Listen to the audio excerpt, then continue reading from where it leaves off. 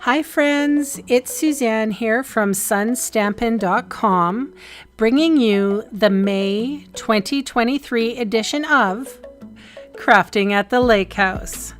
This crafting event took place in Kelowna, BC, Canada, right on the beautiful Okanagan Lake. The annual catalog was celebrated in the projects, so look for new, fresh ideas. There are 12 projects featuring 12 different Stampin' Up! Products, plus 2 bonus projects in this fun video mini-series. There is a link in the description box below to purchase the written PDF in case you're so inclined. I totally appreciate the support. Thank you in advance. So I do hope you have fun watching the videos and get inspired. Hello friends, here we are with card number 7 featuring the Wonderful Thoughts bundle. I'm using the sentiment, "You're wonderful, you're loved, and you matter." And we have just a basic white card base here with a little strip for the sentiment, and then assorted cardstock strips with adhesive sheet backing.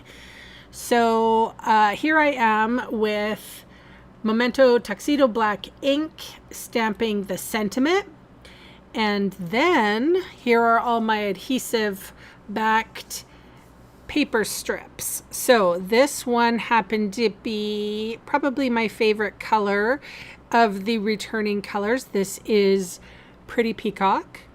And then we have a couple of strips of pink, which this one I think is Fresh Freesia, but then we also have Bubble Bath in there, and I think there's Gray Granite and Lost Lagoon as well. So it's funny because when I was doing the retreat, I asked people, well, what's your favorite? What card design do you like? Sometimes it's really interesting to hear people's opinions because you get a feeling for what kind of a crafter they are. Some folks like floral designs, some like black line coloring, some like ink blending. That's one of my favorites. But I also like unique ways of displaying color. And when I designed this card, first of all, I had lots of little leftover strips of cardstock because I had made a bookmark thing that for my customers, and I wanted them to realize what were the new cord colors, what were the new in colors, and that sort of thing. So I had a lot of strips kind of left over, so I added to that, and I gave everybody sort of like a selection of strips of color that they could choose from, or they could, do it like this example. And one of the attendees hated this card. She really didn't like it.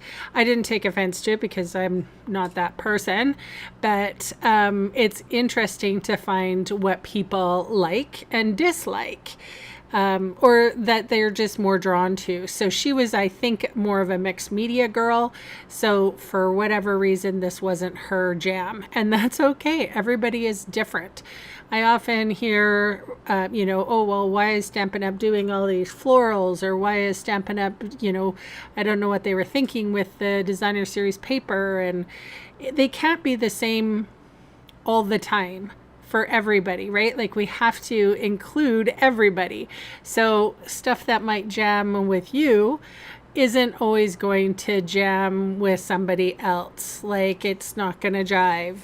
And I actually really like this particular style. It's a sort of, I guess it would be geometric or sort of a little bit more nuanced.